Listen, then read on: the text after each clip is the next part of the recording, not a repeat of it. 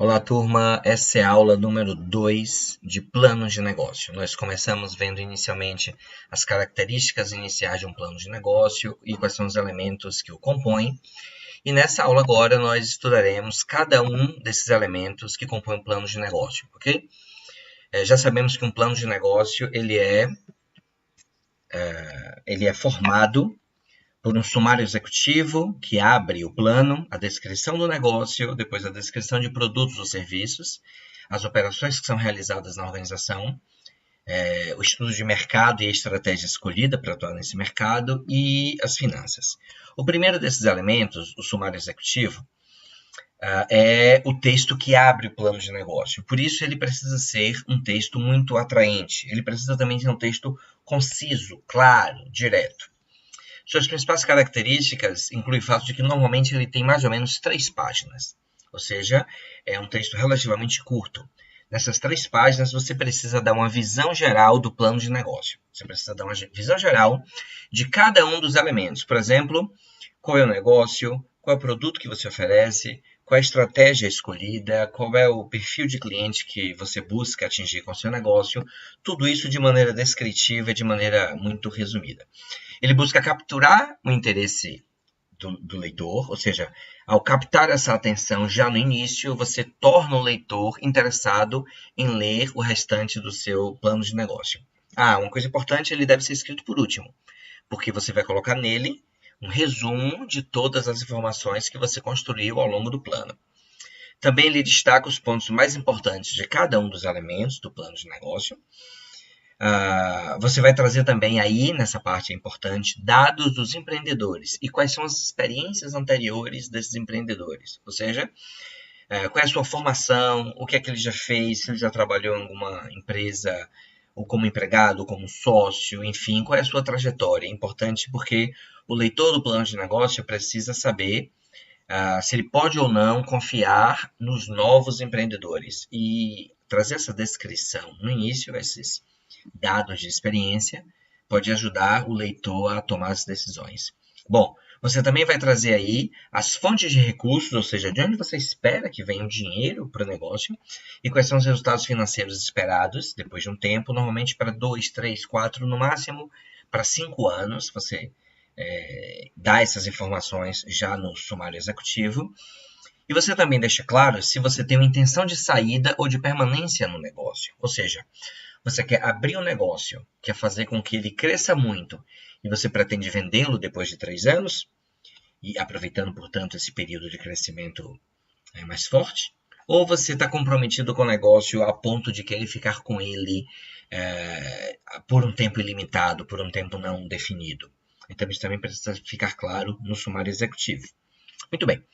Um outro elemento, o próximo elemento do plano de negócio é a descrição. A descrição desse negócio. Então, aí você vai explicar qual é o negócio da empresa. O nosso negócio é atuar no ramo de... E aí você precisa esclarecer. E atuar no ramo de fazendo o quê? Fazendo, então, tal serviço. Então, oferecendo tais e tais produtos. Então, essa é uma parte super importante, porque o investidor como leitor do plano de negócio, ele precisa, com muita clareza, entender qual é o seu negócio.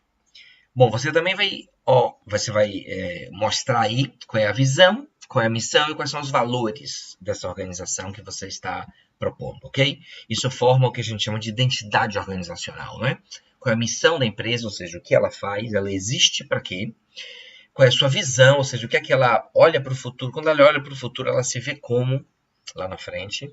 E quais são os valores que estão subjacentes à atuação dessa organização. Ou seja, o que para esses empreendedores se destacam como valores importantes e que precisam ser compartilhados, portanto. Bom, em seguida, você mostra aí na descrição a organização da empresa, ok? Quem faz o quê? Quais são os setores que você prevê para essa empresa e quais são as responsabilidades de cada setor. Além de que é preciso também colocar com muita clareza qual é a forma jurídica que ela vai assumir.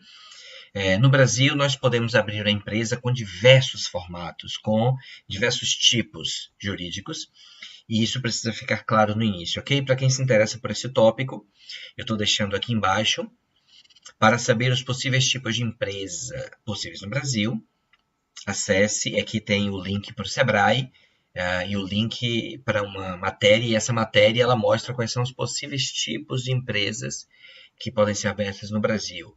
Como uma sociedade, como uma empresa individual, quando ela é formada por uma única pessoa, uma EIRELI, que é uma empresa ainda individual, mas de responsabilidade limitada, quando tem um aporte maior também financeiro. Enfim, ou seja, a sociedade anônima aberta, a sociedade anônima fechada, quando alguns sócios detêm as ações, ou aberta quando ela é negociada em bolsa de valores. Eu preciso definir que tipo de empresa vai ser adotada nesse empreendimento.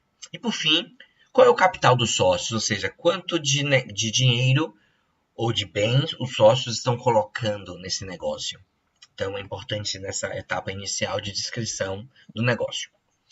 Então, nós vimos até agora o sumário executivo e a descrição do negócio, que são os 2 primeiros tópicos, e vamos ver agora os 2 próximos, o produto ou serviço que você oferece e as operações. O que é que eu coloco nessa etapa do plano de negócio? Bom, em relação ao produto ou serviço, eu vou aí nessa etapa descrever o produto ou serviço que será ofertado pela empresa. Eu vou descrever com detalhes quais são os produtos e quais são as suas características, por exemplo, a variedade que eu vou oferecer, o tamanho, a embalagem que eu vou adotar, a apresentação que eu vou adotar, quais são os acessórios necessários, se eu vou oferecer ou não esses acessórios para esse produto. E para serviço também, explicar de forma detalhada como será esse serviço, em que ambiente ele vai ser prestado, qual é a forma de se ofertar esse serviço. É na própria empresa e o cliente vem até mim, é na casa do cliente, nós vamos então ter equipes que vão até o cliente, ele é um serviço feito remotamente, contratado via internet. Eu preciso então nessa etapa explicar com muita clareza qual é o produto, qual é o serviço que eu vou ofertar. No próximo tópico eu vou explicar a operação, ou seja, as atividades principais e as atividades de apoio presentes no negócio. As atividades principais dizem respeito ao desenvolvimento do produto e o seu fornecimento ao cliente, ou do serviço e o seu fornecimento ao cliente.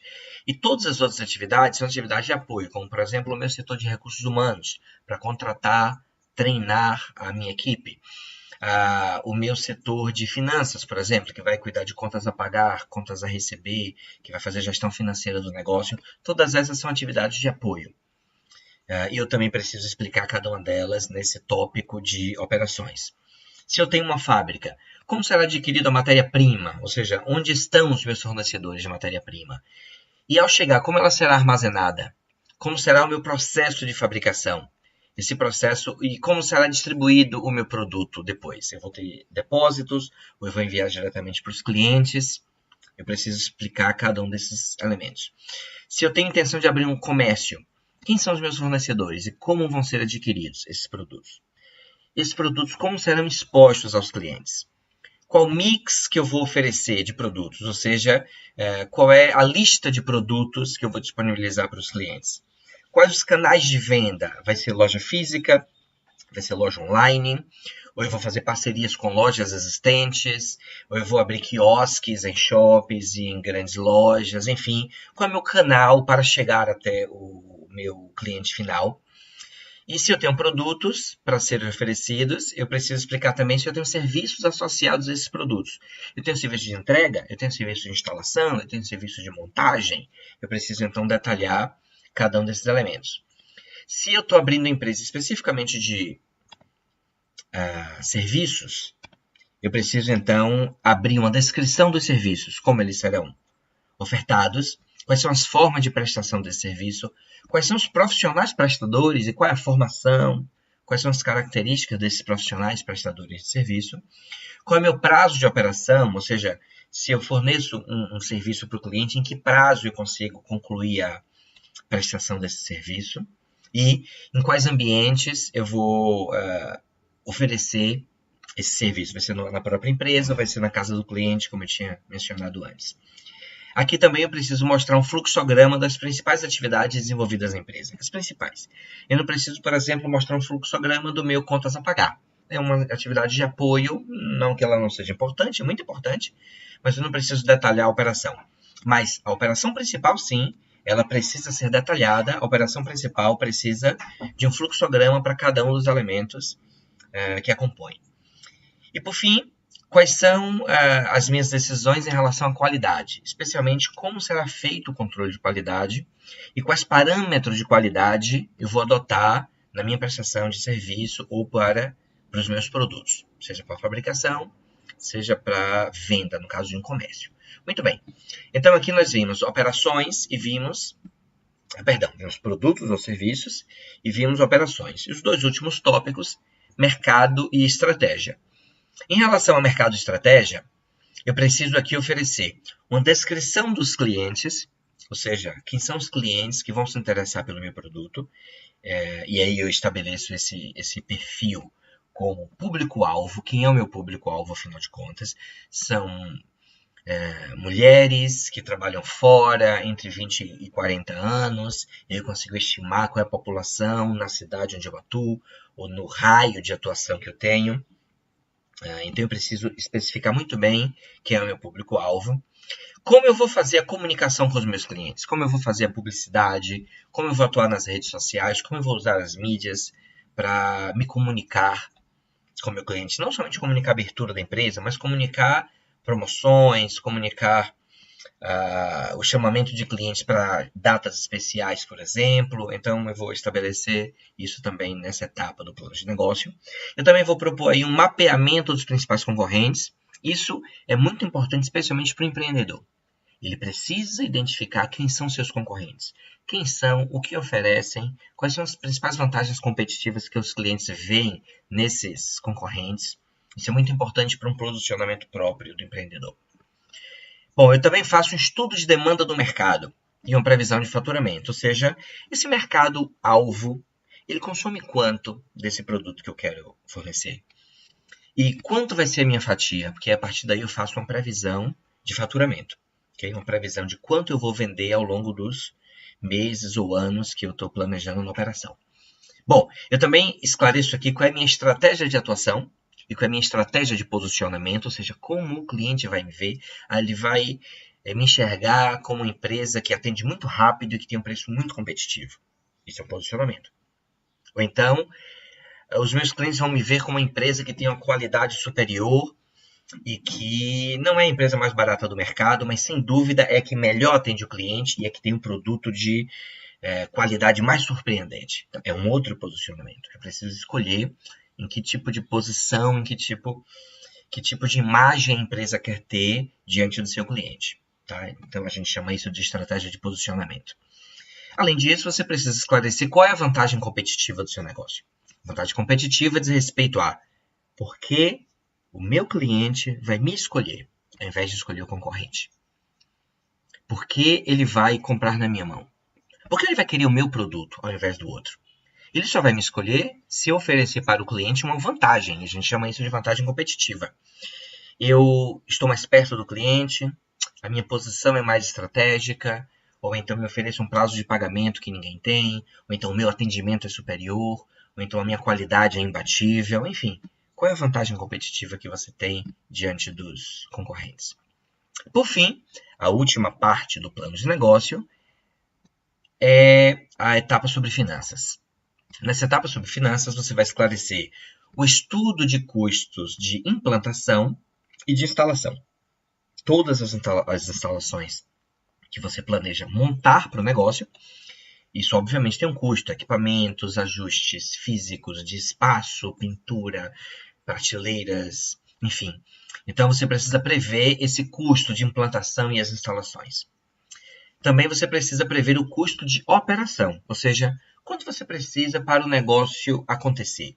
Quanto você vai precisar, por exemplo, para pagar os impostos, pagar os empregados, pagar as despesas de água, luz, telefone, internet, condomínio.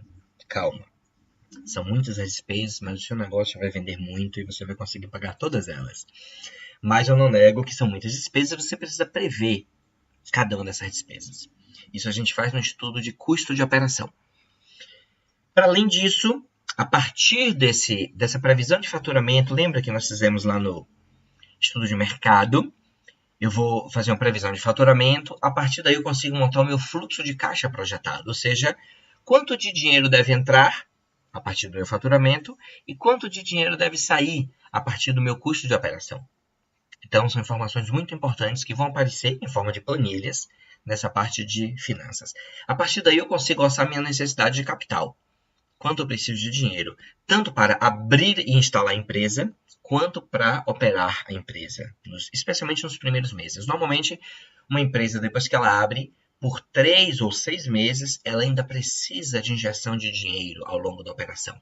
Então, você precisa prever quanto de dinheiro você precisa para abrir e para operar o negócio. Muito bem. Aí sim, você está pronto para fazer um estudo de viabilidade econômica, porque você já vai ter um lucro previsto e você vai ter o custo do capital que você precisou para montar no negócio. Bom, esse dinheiro eu preciso devolver, ok? Ou se eu tenho prazo, se eu não tenho prazo, eu vou devolver mensalmente, eu vou devolver de vez, mas eu preciso prever a devolução desse dinheiro que eu precisei para abrir o negócio. Então eu faço isso, isso vai fazer parte da minha viabilidade econômica, ok? Bom, eu posso usar algumas ferramentas importantes para demonstrar a viabilidade econômica do negócio. As mais usadas são TIR, a taxa interna de retorno, ou seja, quando eu pago todas as minhas contas, quando eu pago todos os meus empréstimos, por exemplo, e me sobra um certo lucro, ok? Esse lucro significa quanto do que eu investi. Esse lucro significa uma remuneração percentual de quanto. Eu vejo isso com a taxa interna de retorno. O valor presente líquido é uma sistemática parecida, mas eu vejo em valores de hoje, tudo que eu estou investindo, depois que eu pago essas despesas, quanto fica para mim de lucro, se fosse tudo trazido a valor de hoje. A gente vê isso com o VPL, valor presente líquido. E eu também finalizo a parte de finanças apresentando o payback do projeto. O payback diz respeito a quando em tempo, o capital investido será retornado aos sócios. Ou seja, se eu, por exemplo, preciso de 150 mil reais para abrir meu negócio, o payback vai me dizer em quanto tempo esses 150 mil podem voltar para minha mão. Ou seja, quanto tempo eu preciso para ter um lucro acumulado equivalente ao valor que eu investi no início. Isso a gente chama de payback. Então, esses elementos todos me dão uma noção de quão atrativo é o meu negócio, quão lucrativo vai ser o meu negócio. É claro, ele está baseado em previsões, e previsões nem sempre se confirmam. Mas uma previsão bem construída, feita de maneira bastante criteriosa, ela pode trazer informações financeiras muito próximas da realidade. Então, é preciso um cuidado na construção dessa parte, porque você está trabalhando com previsões, e previsões bem construídas podem nos dar resultados que são próximos à realidade, é o que a gente quer em um plano de negócio, ok? Então, são esses elementos de um plano de negócio, voltando aqui para o gráfico geral. Vimos cada um desses elementos, o desenvolvimento de cada um desses elementos em um documento de mais ou menos entre 20 e 40 páginas, constitui, portanto, o que a gente chama de plano de negócio, ok? Então, com essas duas aulas, nós fechamos esse tópico de plano de negócio e o que pode ser proposto, por exemplo, aqui, ao construir um plano de negócio, busque, por exemplo, o Sebrae tem modelos prontos de plano de negócio. Também na internet a gente consegue identificar alguns planos de negócio que estão prontos e você pode ver em detalhes cada um desses elementos. Também na nossa biblioteca do IFBA nós temos um livro que mostra vários planos de negócios que são vencedores de concursos e, portanto, podem te ajudar no passo a passo, podem te ajudar para identificar cada um desses elementos. Um outro comentário para finalizar é que nem sempre um plano de negócio tem os elementos como eu mostrei, ok? Às vezes as ordens estão invertidas, alguns planos de negócio eles apresentam a parte de mercado logo no início, não onde eu estou propondo.